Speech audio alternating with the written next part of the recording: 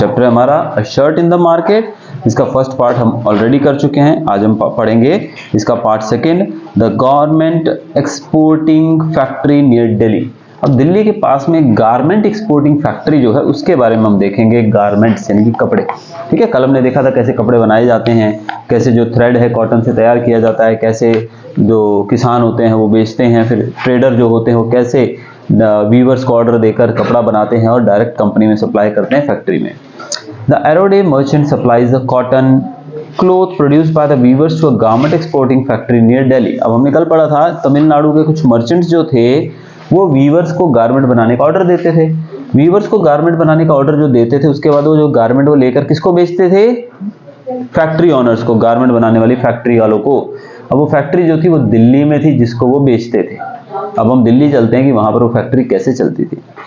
The garment exporting factory will use the cloth to make shirts. उस कपड़े का use करके वो क्या बनाएंगे? शर्ट्स बनाएंगे। शर्ट जो आप will be exported to foreign buyers. ये शर्ट जो है फॉरेन बायर्स को भी भेजी जाती है, एक्सपोर्ट किया जाता है इन शर्ट्स का। और फॉरेन बायर्स की बात करें तो कुछ बिजनेस पर्सन्स हैं जैसे कि यूएस के, यूरोप के, जो कि चेन स्टोर्स चलाते हैं। क्या चलाते हैं? Chain of stores. उनके स्टोर्स हैं जिनमें ये सामान यहाँ से जाता है, वहां पर वो कपड़े बेचते हैं। ये बड़े बड़े स्टोर्स जो हैं ये स्ट्रिक्ट बिजनेस करते हैं अपनी ही शर्तों पे। वो लोवेस्ट प्राइस डिमांड करते हैं, यानी कि वो कंपनी को बोलते हैं कि कम से कम रेट पे हमको चीज बनाकर दो। इसके साथ साथ वो हाई स्टैंडर्ड क्वालिटी रख देते हैं। अब जैसे ऑर्डर देते हैं ना कि मुझे इतना कपड़ा चाहिए आपसे, लेकिन कपड़ा इस टाइप का होना, इस स्टैंडर्ड का होना चाहिए, लेकिन पैसा मैं इतना सा दूंगा। ऐसे हाई स्टैंडर्ड क्लोथिंग मांगते हैं वो, और क्वालिटी भी अच्छी मांगते हैं और टाइमली डिलीवरी मांगते हैं। क्योंकि फॉरेन कंट्री में इंडिया की तरह नहीं होता है कि चलो आज बोला तो 2 दिन बाद आ रहा है, ऐसा नहीं होता है।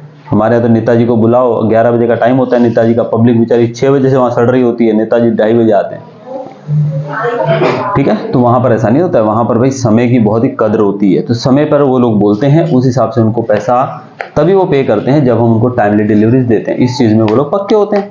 तो इसी तरीके से हमारे जो इंडियन प्रोडक्शन वाली जो यूनिट्स होती है वहां से वो टाइमली डिमांड करते हैं और स्टैंडर्ड मांगते हैं प्रोडक्शन का भी, इतने स्टैंडर्ड का हमको कपड़ा चाहिए, पीसेस चाहिए।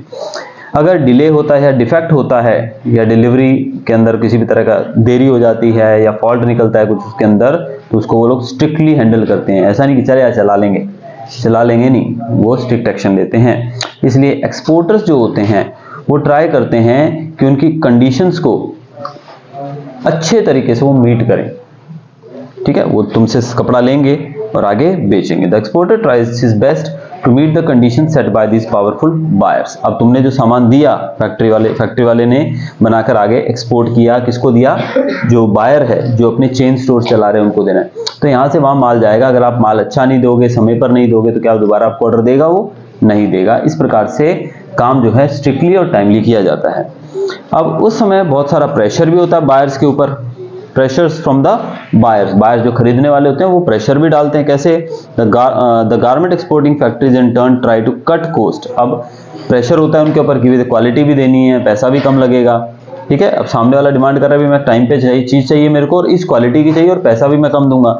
अब इसका फैक्ट्री क्या कर सकती है? इसके फैक्ट्री अपना कॉस्ट कट करने की कोशिश करती है। क्या करती है? वो कॉस्ट कट करती है। अब तुम भाई एक चीज बना रहे हो 80 रुपए में, तो क्या तुम वही चीज सामने बायर को, सामने वाले को 80 रुपए में बेच दोगे? नहीं, तुम उसको कितने बेचने की कोशिश करोगे? कम से कम 90 रुपए में या 100 रुपए में, ताकि 10-20 रुपए तुमको बचे। उससे तुम अपना खर्चा निकालोगे, तुम्हारे पास भी जो काम करने वाले लेबरर्स उनको देना है। लेकिन अब सामने वाला बोले कि मुझे ये चीज 80 रुपए में ही चाहिए, तो क्या करोगे? तुमको तो उसका कॉस्ट ही 80 रुपीज पड़ रहा है, कॉस्ट प्राइस बोलो तो ऐसे में तुम क्या करोगे? अपना कॉस्ट कट करोगे, कहीं ना कहीं उस चीज को 70 रुपए में बनाने की कोशिश करोगे। अगर वो चीज तुम 70 रुपए में बनाते हो तो तुम 80 में बेच सकते हो आगे, लेकिन 70 में बनाने के लिए तुमको क्या करना पड़ेगा? कुछ जगहों पर कॉस्ट कटिंग करनी पड़ेगी। वो कैसे होगी? वो वर्कर को लोएस्ट वेज देकर होगी। अब बिजली जितनी लग रही है उसको तो तुम कम नहीं कर, तुम मशीन को बोल सकते हैं मशीन रुक भाई थोड़ा बिजली कम खा, बोल सकते हो? नहीं बोल सकते। क्या बाकी खर्चे कम कर सकते हो? नहीं कर सकते। तुम एक जगह पर कटौती कर सकते हो, लेबरर्स में। तुम्हारे पास अगर 100 मजदूर आते हैं काम करने, तो तुम हर एक मजदूर को लोवेस्ट वेज पे रखो। अगर 500 रुपया वो मांगते हैं तो तुम 300 में रखोगे, तो तुम्हारे यहाँ पर कॉस्ट काफी कट हो जाएगा। ठीक है, इस तरीके से लोएस्ट वेज पे उनको रखा जाता है। This way they can maximise their own profits and also supply the garments to foreign buyers at a cheap price. इस तरीके से फैक्ट्री ऑनर्स जो हैं वो सस्ते दाम पे कपड़ा आगे बेच सकते हैं और अपने प्रॉफिट को बढ़ा सकते हैं, वरना उनका प्रॉफिट बढ़ेगा नहीं। The Impex garment factory has 70 workers. अब इम्पेक्स गारमेंट फैक्ट्री की बात की जा रही है, उसमें 70 वर्कर हैं, ज़्यादातर उसमें महिलाएं हैं। ज़्यादातर जो ये वर्कर्स हैं ये एम्प्लॉयड हैं टेम्पररी बेसिस पे। क्या जो मजदूर होते हैं वो रेगुलर काम करते हैं, वो तो आज तुम आ गए कल दूसरा आ जाएगा, तीसरे दिन तीसरा आ जाएगा, कोई जरूरी नहीं कि आपको ही आना है, ठीक है, टेम्पररी होता है। इसका मतलब एम्प्लॉयर जब भी चाहे वर्कर से काम ले सकता है, जब भी चाहे उनको मना भी बोल सकता है। आज फैक्ट्री में काम करने के लिए मजदूर आए, हमने बोला काम ही नहीं है आज भाई, आज तो फैक्ट्री बंद है, तो हम वापस भेज देंगे उसको, ठीक है। तो इस तरीके से वो काम करते हैं। वर्किंग वर्कर्स जो होते हैं उनके वेजेस जो होते हैं वो फिक्स किए जाते हैं उनकी स्किल के हिसाब से। तुम्हें थोड़ा ज़्यादा काम है, जैसे कि हम करवाते हैं ना, ये मैसन होता है जो कड़िया काम करते हैं, जो हमारे ये मकान बनाने का काम करते हैं, मिस्त्री होते हैं जो, उसमें क्या होता है, जो मजदूर होता है उसकी पेमेंट कम होती है और जो मेन मिस्त्री होता है जो ईंटें लगाता है उसकी ज़्यादा होती है ना। तो वैसे उनके स्किल के हिसाब से उनकी मजदूरी भी तय की जाती है। सबसे ज़्यादा जो पैसा दिया जाता है वर्कर्स को वो दिया जाता है टेलर्स को, जो कि 3000 रुपये पर मंथ है। टेलर्स का काम सबसे ज़्यादा होता है, इसीलिए उनको 3000 रुपये प्रति महीना दिया जाता है। लेडीज़ जो हैं उनको हेल्पर्स के तौर पे यूज़ किया जाता है फॉर थ्रेड कटिंग। उनको थ्रेड कटिंग के लिए, बटनिंग के लिए, आयनिंग के लिए और पैकिंग के लिए, ठीक है। थ्रेड कटिंग धागे काटने के लिए, कहीं एक्स्ट्रा बढ़ जाता है ना धागा तो उसको काटना ध्यान से, फिर बटन लगाने के लिए, फिर आयनिंग, कपड़े को आयन भी तो करना पड़ता है, प्रेस करना पड़ता है ना वो, फिर उनको पैक करने के लिए, ऐसे छोटे छोटे कामों के लिए महिलाओं को रखा जाता है, जो कि उनका वेज जो होता है बहुत ही कम होता है, बहुत ही कम पगार उनको मिलती है। The shirt in the United, अब यही शर्ट यूनाइटेड स्टेट अमेरिका में जाकर कैसे बिकती है वो देखते हैं। बहुत सारी शर्ट्स जो हैं बड़े से एक क्लॉथ शॉप के ऊपर लगी हुई है अमेरिका के अंदर, उनके ऊपर प्राइस लिखा हुआ है $26। हर एक शर्ट जो है $26 में बिकती है, यानी कि लगभग 1800 रुपये में, ठीक है। अब यहाँ पर एक use the diagram shown in the margin to fill in the blanks, यहाँ पर एक फिल इन द ब्लैंक्स के तौर पे कुछ दिया गया है, ये आप लोग अपने हिसाब से करोगे, यानी कि आपको यहाँ पर प्रॉफिट कैलकुलेट करना है कि एक शर्ट के ऊपर कितना प्रॉफिट होता है, ये आप लोग खुद रीड करके अपने आप से ट्राई करो। यानी कि आप देखो जो शर्ट यहाँ पर बनाकर वहाँ पर बेची गई, उस शर्ट को वहाँ पे कितने में बेचा जा रहा है दुकान में, 1800 रुपये में। तो क्या तुमको लग रहा है इंडिया से वो 700-800-1000 रुपये में गई होगी? नहीं, यहाँ से तो वो 100-200 में गई होगी, ज़्यादा ज़्यादा 300-400 में गई होगी। वहाँ कितने में बिक रही है? 1800। Who are the gainers in the market? अब मार्केट के अंदर फायदा, गेन किसको होता है सबसे ज्यादा? Chain of markets link the producer of cotton to the buyers at the supermarket. अब ये बीच में जो काफी सारे लोग आए, देखो किसान ने अपना कॉटन बेचा और कपड़ा कहाँ पहुंच गया एग्जैक्टली? सुपर मार्केट में, अमेरिका में। तो ये बीच में बहुत सारे लोग आए ना काम करने वाले, ये चेन होती है। Buying and selling takes place at every step in the chain. अब यहाँ पर हर जगह पर खरीदना और बेचना तो होता ही है। कॉटन खरीदा गया, फिर कॉटन बेचा गया, फिर कपड़ा बनवाया गया, कपड़ा बेचा गया। तो खरीदना बेचने के तो कई बार यहाँ पर चेन में होता है। तो let us recall who were the people who were involved in the process of buying and selling. Did they all gain as much? अब बीच में हमने देखा काफी लोग थे। किसान था, फिर वो मर्चेंट था जिससे वो क्या नाम था, स्वप्ना था ना नाम, पहले हमने स्वप्ना ने उधार लिया था, उसको उसने कॉटन बेचा। अब उसने आगे मर्चेंट को बेचा, मर्चेंट ने आगे वीवर्स को ऑर्डर दिया, एक्सेट्रा। तो इसमें सबसे ज्यादा फायदा किसको होता है? हमको समझ में देखना पड़ेगा कि सबसे ज्यादा फायदा किसको होता है, सबसे ज्यादा फायदा, ठीक है। अब इसमें ऐसे लोग होते हैं जिनको बहुत ही कम प्रॉफिट होता है, ठीक है। ऑल्दो उनका काम बहुत ज्यादा होता है, हार्डवर्क होता है। सबसे ज्यादा हार्डवर्क हम देखें तो किसान का होता है, ठीक है, लेकिन उसको सबसे कम प्रॉफिट दिया जाता है, ठीक है। और सबसे ज्यादा प्रॉफिट कौन कमाता है पता है? चेन मार्केट के अंदर जो बेचते हैं। वो 400 रुपये का कपड़ा 2000 में बेचते हैं, 200 रुपये का कपड़ा 1800 रुपये में बेचते हैं। सबसे ज्यादा फायदा जहाँ शोरूम में जाके तुम कपड़े लेते हो ना, सबसे ज्यादा फायदा उन लोगों को होता है। सोचो इतना बड़ा शोरूम लेके बैठे होते हैं वो, इतने सारे लोग उनके पास काम कर रहे होते हैं। और तुमने एक चीज नोटिस की, कभी कभी सेल के टाइम पे यही चीजें 70% ऑफ पे बिकती है। अब 2000 का शर्ट है, 70% ऑफ में वो 600 रुपये में बिकेगा। हाँ, अब अगर उस शर्ट की कीमत 2000 रुपये है तो तुम क्या 1400 रुपये नुकसान खा के बेचोगे उसको? नुकसान खा के बेचोगे? नहीं। इसका मतलब क्या है, 600 में भी वो बेचते हैं, उसमें भी उनको 300-400 रुपए का फायदा होता है। तो सोचो वो शर्ट कितने का आता होगा, 100-200 रुपए का आता होगा। तभी तो 70% ऑफ करते हैं ना। अभी बुक मुझे 10 रुपए में मिली है तो मैं 9 रुपए में बेचूंगा तुमको? मैं तो 11 में बेचूंगा या 15 में बेचूंगा या 20 में बेचूंगा। सोचो यहीं पे गड़बड़ हो जाती है। तो ब्रांड्स के जो लोगोज लगे होते हैं ना, लोगोज के कारण ही उनका रेट बढ़ जाता है।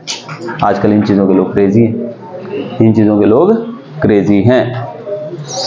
Market and equality. अब हम देखेंगे मार्केट और इक्वालिटी के बारे में। फॉरेन बिजनेस पर्सन्स की बात करें, वो बहुत ज़्यादा प्रॉफिट कमाते हैं मार्केट के अंदर।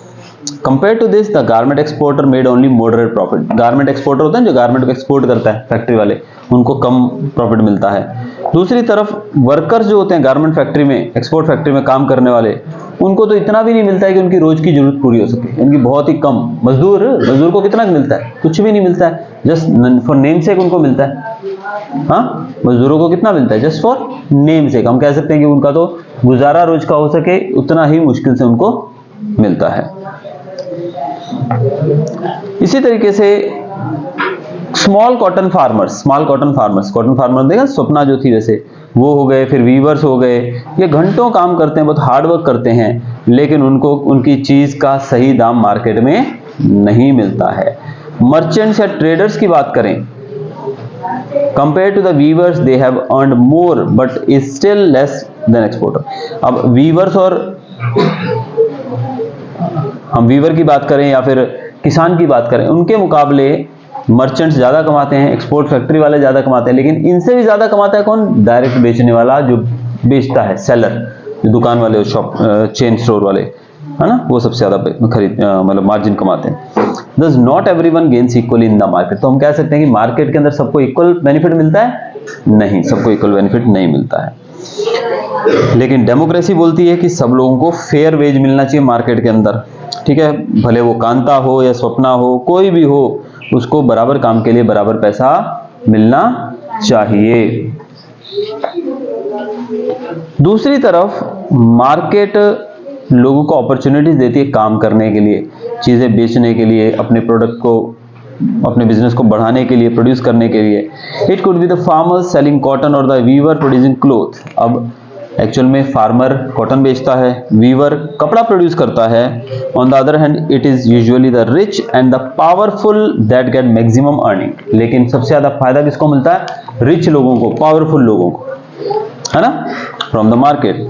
These are the people who have money and on the factories. ये वो लोग हैं जिनके पास पैसा है और फैक्ट्रीज भी इनकी फैक्ट्रीज हैं, इनके पास बड़ी बड़ी शॉप्स होती हैं, बड़े बड़े जमीनें होती हैं। पुअर लोग जो हैं इन लोगों पे डिपेंड करते हैं चीज़ों के लिए, अपने गुजर बसर के लिए इन पे डिपेंड करते हैं। उनको लोन्स के लिए इनके ऊपर डिपेंड करना पड़ता है। जैसे हमने स्वप्ना के केस में देखा था, लोन मिला उसको तभी तो उसने खेती की। ठीक है, एंड मोस्ट ऑफन एम्प्लॉयमेंट, काम के लिए भी इनके ऊपर डिपेंड करना। अब कोई फैक्ट्री ओनर जो है फैक्ट्री बंद कर दे, बोले मैं तो 10 दिन बंद रखूंगा, उससे उसको क्या फर्क पड़ेगा? उसको कोई फर्क नहीं पड़ेगा, उसका नुकसान बहुत हो जाएगा, लेकिन उसके पास तो इतना पैसा पड़ा है कि वो झेल सकता है। लेकिन एक मजदूर के घर में अगर 10 दिन काम नहीं मिलेगा तो वो तो भूखा मर जाएगा, है ना। तो यहाँ फर्क पड़ता है। Because of this dependence the poor exploited in the market. इसी डिपेंडेंसी के कारण पुअर लोग जो है वो मार्केट के अंदर एक्सप्लॉइट होते हैं। और इन चीज़ों से बाहर आने का भी एक रास्ता है, that is forming cooperatives of producers and ensuring that laws are followed strictly. Cooperatives बनाए जाने चाहिए। कोऑपरेटिव्स मतलब लोग मिलकर अपना एक ग्रुप बना के, यानी कि वो खुद ही फैक्ट्रीज बनाएं, वहीं पे वो कपड़ा प्रोड्यूस करें, मिलजुल कर ग्रुप में काम करके। इससे वो रिच लोगों के अंडर में काम करने से बच सकते हैं और लॉज को स्ट्रिक्टली फॉलो करवा सकते हैं। In the last chapter we will read about how one such fish workers cooperative started on the Tawa river. अब ऐसे ही कुछ कोऑपरेटिव के बारे में हम अगले चैप्टर में पढ़ेंगे। तो हमने देखा शर्ट की स्टोरी, शर्ट जो है किस प्रकार से बनती है, लेकिन इस शर्ट के स्टोरी के माध्यम से हमको एक चीज क्लियर हुई, सबसे इंपॉर्टेंट, कि मार्केट में किस प्रकार से काम होता है, काम कैसे मार्केट के अंदर होता है, कैसे चीजें कहां से शुरू होती हैं, फिर आगे पहुंचती हैं, फिर आगे जाती हैं, आगे जाती हैं, आगे जाती हैं और फिर कस्टमर तक पहुंचती हैं। लेकिन इस पूरी चेन में सबसे ज्यादा फायदा जो कमाता है वो सेलर होता है। जैसे आप देखो सब्जियां बेचने वाले होते हैं, तुम सब्जी खरीदते हो, जो किसान सब्जी उगाता है उसको सबसे कम प्रॉफिट मिलता है। वहाँ टमाटर आलू प्याज वो 2-3 रुपए किलो बेचता है, फिर वो आगे वाले को बेचता है। आगे वाला बंदा जो होता है बड़ा रिटेलर होता है, वो क्या है उसको ले जाके स्टोरेज कोल्ड स्टोरेज में रख देता है। फिर जब चीज़ों की दाम बढ़ जाता है तब वो मार्केट में बेचता है। और जो किसान को क्या मिला, 1-2 रुपए मिले, लेकिन जो सब्जियां बेचने वाले एक्स्ट्रा हम मार्केट में देखते हैं, 1 किलो सब्जी के बजाय 5-4 रुपए 10 रुपए तो वैसे ही कमा लेते हैं। और दिन में वो कितने किलो सब्जी बेच देते हैं, जबकि उगाने वाला किसान है, सबसे ज़्यादा मेहनत वो करता है, लेकिन सबसे कम मेहनत और सब चीज़ें देखें तो लास्ट चेन का जो एंड होता है वहाँ पे सबसे कम मेहनत होती है। सिर्फ क्या करना है, चीज़ बेचनी है। अब आजकल तो और भी ट्रेंड हो गया है, आजकल तो आपको पता है सब्जी जो बेचने वाले हैं उनके पास भी बहुत पैसा होता है, उनके पास भी बहुत पैसे, मतलब जनरली देखा जाए तो उनके पास पैसे की कोई कमी नहीं। तो हम सोचते हैं यार सब्जी वाले बेचारे घर में ना, दे अर्न अ लॉट, बहुत पैसा कमाते हैं, उनके पास खुद के 2-2 3-3 घर होते हैं भाई।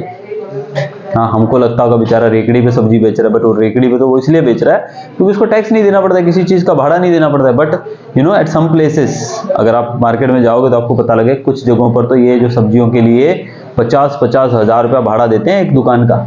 अगर वो 50,000 रुपये एक महीने का भाड़ा देते हैं तो कितने लाख कमाते होंगे वहाँ से। तो दे अर्न अ लॉट, क्योंकि मार्केट में आपने ये तो चीज़ देखा होगा ना कि वही चीज़ आपको यहाँ पर 30 रुपए किलो मिलती है, वही आप जब सब्जी मार्केट में जाते हो 15 रुपए किलो मिल जाती है। तो 15 रुपए और 30 रुपए यानी कि डबल हो जाता है रेट सीधा, कितना प्रॉफिट कमाया जाता है। और जब यही चीज़ आप और बड़ी सब्जी मंडी से लाते हो जहाँ पर डायरेक्ट सामान किसानों के द्वारा पहुँचाया जाता है, तो वहाँ पर ये चीज़ और सस्ती हो जाती है। ठीक है, तो इस तरीके से मार्केट में काम होता है। That's all.